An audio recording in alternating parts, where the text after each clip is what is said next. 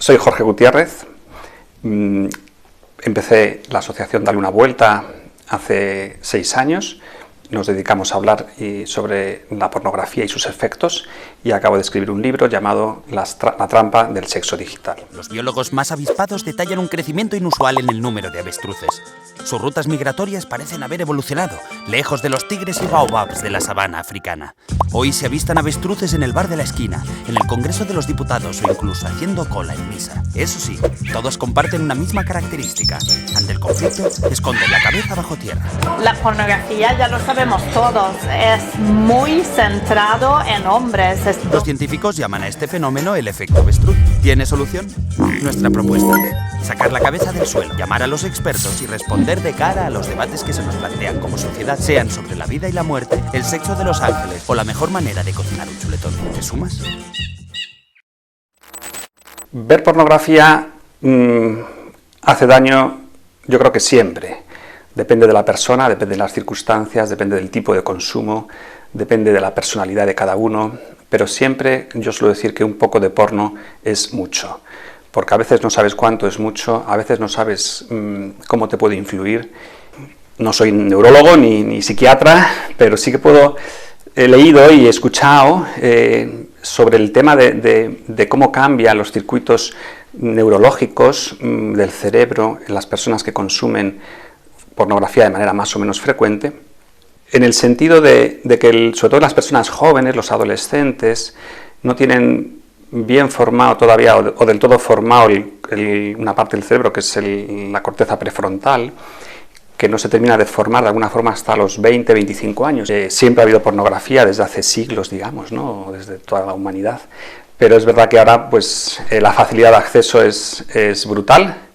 Está en todos sitios, puedes tener acceso, pues a veces me gusta decir, en medio de la Gran Vía de Madrid o en un prado perdido de la provincia de Guadalajara, por ejemplo, ¿no? Entonces, claro, yo creo que tanto el sexo, la sexualidad, como la pornografía tienen, bueno, pues esa mezcla que se da hoy día, se retroalimenta. Hay una hipersexualización, hay una sexualización pues como muy clara, ¿no? En la sociedad, en distintos ambientes, en distintos medios, y que alimenta una pornografía, un consumo de pornografía pues mucho más invasivo que antes, y a la vez también, o al revés, mejor dicho, ese consumo de pornografía también lleva a una sexualización mayor, ¿no? Entonces, si tú no paras de ver en memes y en GIF que te mandan tetas, culo, coño, tetas, culo, coño, llega un momento en el que tetas, culo, coño es como agua,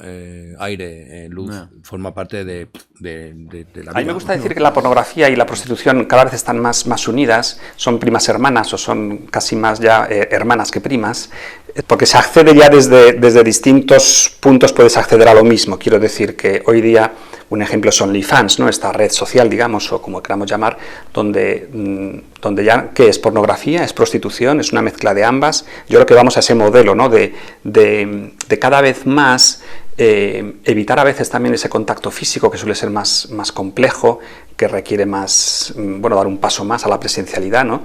Y en cambio, poco a poco, la pornografía nos facilita, con los medios tecnológicos cada vez más desarrollados, evidentemente, nos permite pues acercarnos a una realidad casi presencial, pero a la vez lejana, ¿no?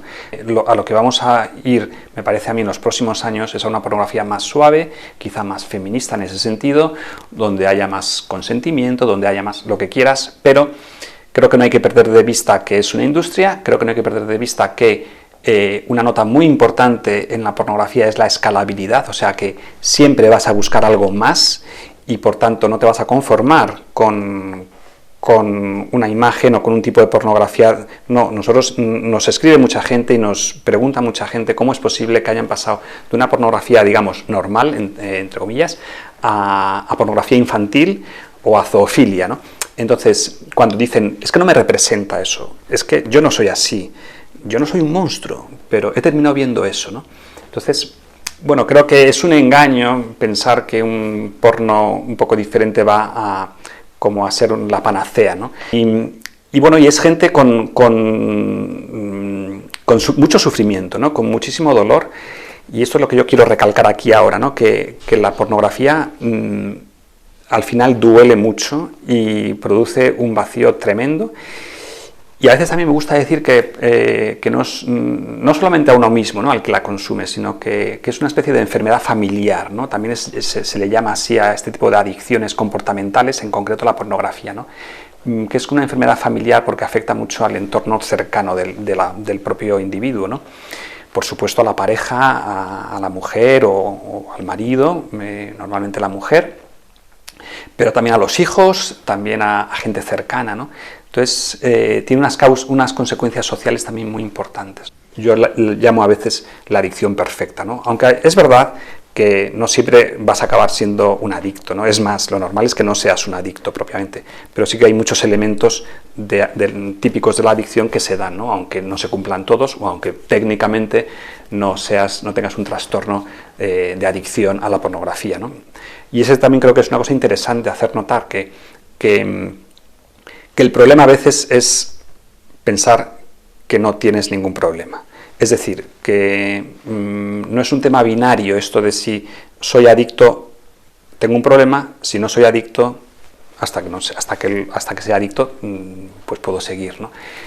Porque no es así, hay muchos grises, ¿no? Y luego porque nunca sabes, que este es el peligro, a mí me parece que es lo más interesante de las adicciones, nunca sabes cuándo vas a caer en una adicción. Cuando te des cuenta, seguramente ya sea tarde, ¿no? Entonces ya sea más difícil volver para atrás. Pornography, it really messed up my life in a lot of ways. Everything, I didn't tell my wife, didn't tell my friends, nobody knew, but the internet allowed that little secret to just stay and grow. Yo creo que la educación sexual pues es necesaria, más necesaria hoy que nunca. Y es verdad que la sexualidad siempre ha sido un tema un poco más tabú y más complejo, también porque es más íntimo.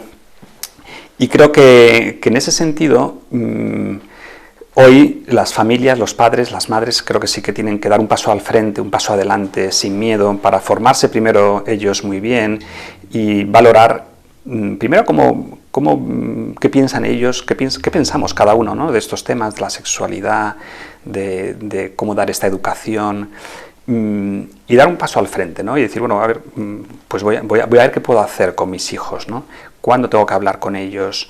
Pero creo que es verdad que hay que hablar mucho antes, hay que hablar más veces, hay que hablar de más temas. ¿Por qué? Porque ahora precisamente cualquier cosa, pues un chico, una chica de 10, 12, 14 años puede conocer sin que sus padres lo sepan y puede influir mucho en su futuro.